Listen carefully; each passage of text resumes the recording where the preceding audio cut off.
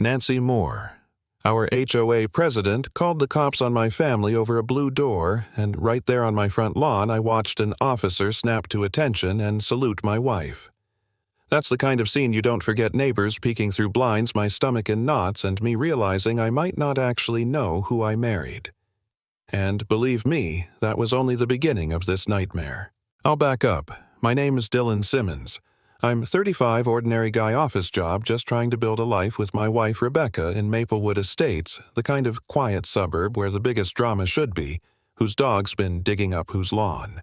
We'd only been here a year when Nancy Moore, the queen bee of the HOA, came knocking one morning. Not a polite, neighborly knock either, it was sharp official, like a summons. Through the glass, I saw her standing there, crisp blouse portfolio in hand and, no joke, a measuring tape dangling like a weapon. She introduced herself like she was some attorney, called me Mr. Simmons, and handed over a fat envelope. According to her, our front door violated community standards. The color wasn't navy enough. She wanted $500. $500 for paint. I laughed at first, thinking it was a joke, but Nancy wasn't laughing. She pointed at bylaws, updates, deadlines, all in laminated sheets like she'd prepared for trial. I was about to slam the door when Rebecca stepped up beside me. My wife, calm, polite, but suddenly very authoritative. She looked Nancy straight in the eye and said, "We'll need to review the HOA's full financial audit before any payment is made." Just like that. Not a request, a statement. Nancy blinked. I blinked. Who even talks like that? Nancy muttered something about escalation and stormed off. But as soon as she drove away, Rebecca was on her phone talking in that same firm, almost commanding tone, asking someone to look into Nancy Moore's financial patterns. That was the first time I wondered if my wife wasn't who she said she was. She worked in city planning, or so I thought, but I couldn't ignore how Nancy's confidence had cracked under Rebecca's stare, or how Rebecca seemed way too comfortable ordering investigations like she'd done it before. I figured Nancy would back off, but of course I was wrong. 3 days later, I'm mid-Zoom meeting when flashing lights roll up outside 2 squad cars. I froze, thinking the worst, until I saw Nancy marching right behind them, folder in hand. She'd actually called the police because we refused to pay her ridiculous fine. The officers introduced themselves, said they were responding to a property dispute with potential harassment. Nancy had printed out my Facebook posts where I joked about her obsession with power and presented them like they were criminal evidence.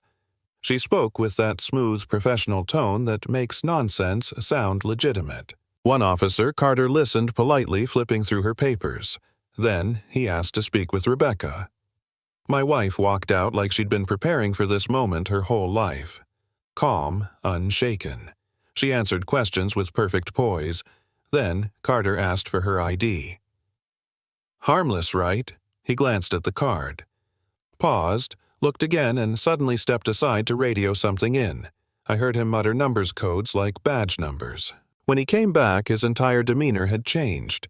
He addressed Rebecca with crisp respect. "Ma'am, thank you for your cooperation. This is clearly a civil matter, not criminal." He all but dismissed Nancy on the spot. I stood there dumbstruck, watching Nancy's face twist in confusion as Carter practically saluted my wife with his words. And that's when the bottom fell out of my world. Who the hell was Rebecca Simmons? Nancy wasn't about to let it go either. Within hours, she'd hired a private investigator, a greasy guy named Tommy, who started knocking on doors claiming it was community safety research. 2 weeks later, Nancy got her report, and I heard through the grapevine it wasn't good. Rebecca's records, sealed by court order. Her car, registered under a government fleet. No public trace of her life before 2019. According to Tommy, only 3 kinds of people get that level of protection: federal witnesses, undercover cops, or intelligence operatives. Meanwhile, in our own house, Rebecca was busy. She wasn't just defending us, she was compiling spreadsheets, charts, violation notices. She showed me how elderly neighbors got fined 5 times more often, how immigrants were singled out, how single parents were harassed.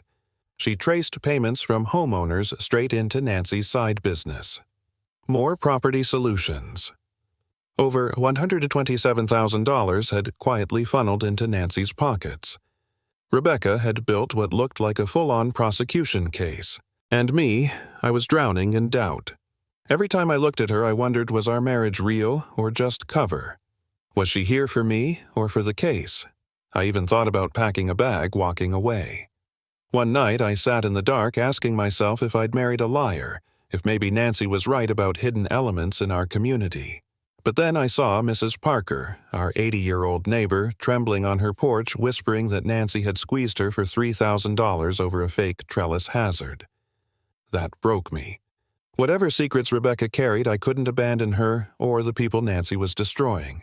The showdown came at the emergency HOA meeting. Nancy called. The whole neighborhood turned out, even folks who hadn't bothered in years. Nancy strutted up to the podium, PowerPoint, queued-up documents stacked like ammunition. She started throwing around words like criminal infiltration and threats to property values. I hit live on my phone, thousands of viewers piling into the stream within minutes. Halfway through her dramatic presentation, karma hit. Her laptop glitched. Instead of the next slide, the projector displayed her desktop. And there it was for everyone to see, an Excel file named More Property Solutions. Client Database Confidential. Payments, names, dates. Her entire scam lit up on the wall. Gasps rippled through the crowd. My live stream chat exploded. Nancy fumbled desperately at the keyboard, face pale as ash. Then Mrs. Parker stood up. Her voice shook, but her words cut like steel. I paid Nancy $3,000 last year for violations that never existed. She threatened to take my home. The room went silent, then erupted, as neighbor after neighbor rose with their own stories. $2,000 here, $5,000 there, threats of foreclosure, lies about landscaping. It all poured out, and Nancy's empire collapsed right there under fluorescent lights. Rebecca waited until the noise reached a peak. Then she stepped forward, her voice calm but commanding. She cited civil code line and section, laying out every law Nancy had broken. Fraud, embezzlement, abuse of authority. She didn't shout. She didn't need to. Her words dismantled Nancy's defense like a house of cards. Nancy screamed, called it all lies, threatened lawsuits.